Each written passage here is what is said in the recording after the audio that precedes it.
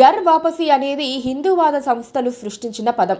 BJP నుంచి ఎవరైనా వెళ్లిపోయి మళ్లీ వస్తే ఘర్ వాపసీ అంటున్నారు. ఆ మాట ఇప్పుడు ఆంధ్రప్రదేశ్లోని వైసీపీకి కూడా చెల్లుబాటు అవుతుందనుకోవాలి. జగన్ రెడ్డిని వద్దనుకొని వెళ్లిన వాళ్లలో చాలా మంది ఇప్పుడు వెనక్కి రావాలనుకుంటున్నారు. ఇది ప్రస్తుత రాజకీయాల్లో ఆసక్తికర పరిణామమే అవుతుంది. వైసీపీ ఓడిపోవడానికి కొంచెం ముందు ఆ తర్వాత చాలా మంది వైసీపీని వదిలేసి వెళ్లిపోయారు. టీడీపీ జనసేనలో చేరారు.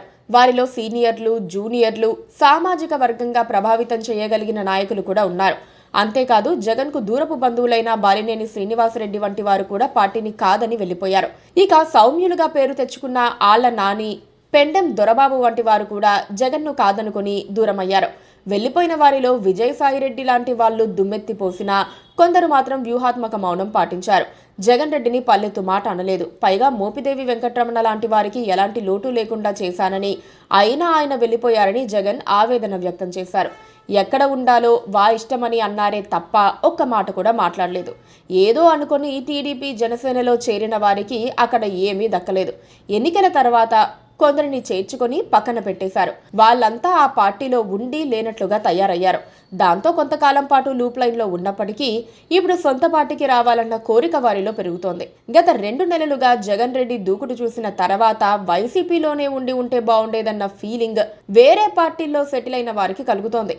ఈలోపే వచ్చే వాళ్ళు మళ్లీ రావచ్చన్న ఆలోచన వైసీపీలో కూడా పెరిగింది. దాంతో కొందరికి సందేశాలు పంపుతున్నట్లుగా చెబుతున్నారు.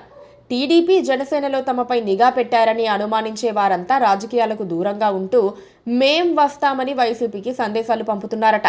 ఒక్కసారి జగన్ రెడ్డి పచ్చజెండా ఊపి గేట్లు తెరిస్తే తిరిగి వచ్చేందుకు చాలా మంది రెడీగా ఉన్నారట. అందులో మోపిదేవి వెంకటరమణ ముందు వరుసలో ఉంటారని చెబుతున్నారు. చంద్రబాబు, లోకేష్ తనను తీవ్ర అవమానాలకు గురి చేశారని మోపిదేవి భావిస్తున్నారు. ఇలాగే మరికొందరు నాయకుల విషయంలో కూడా జరుగుతోందన్నది వైసీపీ వేస్తోన్న అంచనా. జగ్గయ్యపేట మాజీ ఎమ్మెల్యే సామినేని ఉదయభాను ఎన్నికల్లో ఓడిన వెంటనే జనసేనలోకి వెళ్లిపోయారు.